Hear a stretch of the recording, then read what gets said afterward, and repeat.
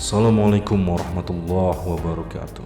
Pemirsa beriman, mungkin ada orang yang punya hutang pada orang lain. Ketika ia punya uang untuk membayar dan mampu, ia tidak segera melunasinya. Ia malah sibuk membeli kebutuhan tersier atau mewah, bahkan pamer. Ini tidak dibenarkan dalam ajaran Islam. Agama Islam menekankan bahwa yang namanya hutang itu adalah darurat. Janganlah terlalu ringan untuk berhutang dan hanya dilakukan di saat sangat dibutuhkan saja.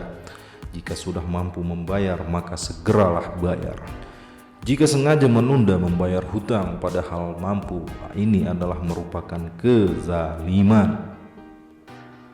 Rasulullah SAW bersabda, penundaan pembayaran hutang dari seorang yang kaya adalah sebuah kezaliman. Maka jika salah seorang dari kalian dipindahkan pada seorang yang kaya, maka ikutilah. Jadi perlu diingat wahai sahabat, sangat bahaya dan rugi dunia akhirat jika sengaja menunda membayar hutang padahal dalam keadaan mampu. Mengenai hal tersebut, berikut beberapa poin yang telah kami siapkan untuk diketahui bersama. Pertama, jika meninggal dan membawa hutang, ia akan terhalang masuk surga meskipun mati syahid. Rasulullah SAW bersabda, demi yang jiwaku ada di tangannya, seandainya seorang laki-laki terbunuh di jalan Allah, kemudian dihidupkan lagi, lalu dia terbunuh lagi 2 kali, dan dia masih punya hutang, maka dia tidak akan masuk surga sampai hutangnya itu dilunasi. Kedua, keadaannya atau nasibnya menggantung, tidak jelas atau tidak pasti apakah akan selamat atau binasa. Tentu kita sangat tidak senang dengan ketidakpastian, apalagi urusannya adalah di akhirat nanti, yaitu antara surga atau neraka. Rasulullah SAW bersabda, jiwa seorang mukmin tergantung karena hutangnya sampai hutang itu dilunaskannya. Adapun Syekh Abul Ala Al-Mubarakfuri menjelaskan hadis ini, berkata As-Suyuti, yaitu orang tersebut tertahan untuk mencapai tempatnya yang mulia.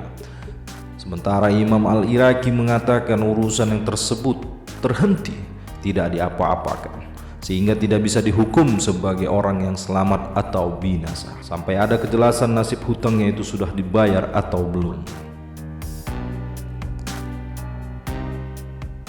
Sementara Imam Al-Iraqi mengatakan urusan orang tersebut terhenti atau tidak diapa-apakan, sehingga tidak bisa dihukum sebagai orang yang selamat atau binasa sampai ada kejelasan nasib hutangnya itu sudah dibayar atau belum. Ketiga, sahabat yang punya hutang tidak disolati oleh Rasulullah SAW, padahal solat beliau adalah syafaat. Dari Jabir radhiyallahu anhu, dia berkata, adalah Rasulullah SAW tidak mensolatkan laki-laki yang memiliki hutang lalu didatangkan mayit ke di hadapannya. Beliau bersabda, apakah dia punya hutang? Mereka menjawab, ya, 2 dinar. Beliau bersabda, solatlah untuk sahabat kalian. Maksudnya adalah Rasulullah SAW ingin menjelaskan kepada para sahabatnya bahwa hutang sangat tidak layak ditunda, dibayar sampai meninggal, padahal ia sudah mampu membayarnya.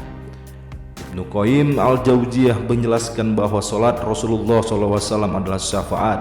Beliau berkata, jika didatangkan kepada Rasulullah SAW seorang mayit, lalu dia hendak mensolatkan, maka beliau akan bertanya, apakah dia punya hutang atau tidak. Jika dia tidak punya hutang, maka beliau mensolatkannya. Jika dia punya hutang, maka beliau tidak mau mensolatkannya, namun mengizinkan para sahabat mensolatkan mayit itu. Sesungguhnya solat beliau untuk si mayit adalah syafaat atau penolong, dan syafaat beliau adalah hal yang pasti.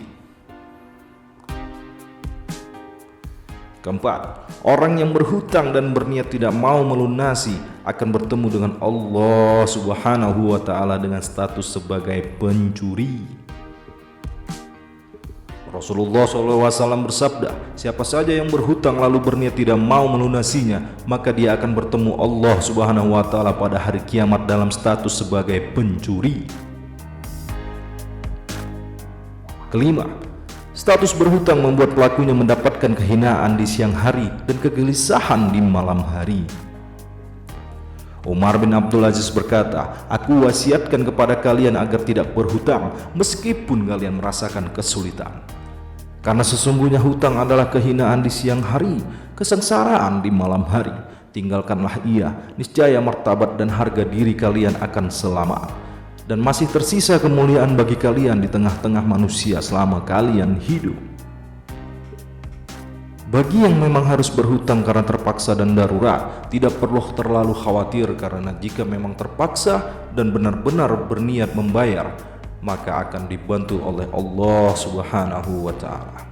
Ancaman tersebut bagi orang yang punya harta dan berniat tidak membayarnya. Al-Munawi menjelaskan, pembicaraan mengenai hal ini berlaku pada siapa saja yang mengingkari hutangnya. Adapun bagi orang yang berhutang dengan cara yang diperbolehkan dan dia tidak menyelisihi janjinya, maka dia tidaklah terhalang dari surga, baik sebagaimana syahid atau lainnya. Asy-Syan'ani juga menegaskan demikian, yaitu bagi mereka yang berhutang tapi berniat tidak mau melunasinya. Beliau berkata, yang demikian itu diartikan bagi siapa saja yang berhutang namun dia tidak berniat untuk melunasinya. Nah pemirsa, sampai di sini perjumpaan kita hari ini. Semoga Allah Subhanahu wa Ta'ala senantiasa memberikan hidayah dan taufiknya kepada kita. Amin ya rabbal alamin. Terima kasih atas perhatian Anda. Wassalamualaikum warahmatullahi wabarakatuh.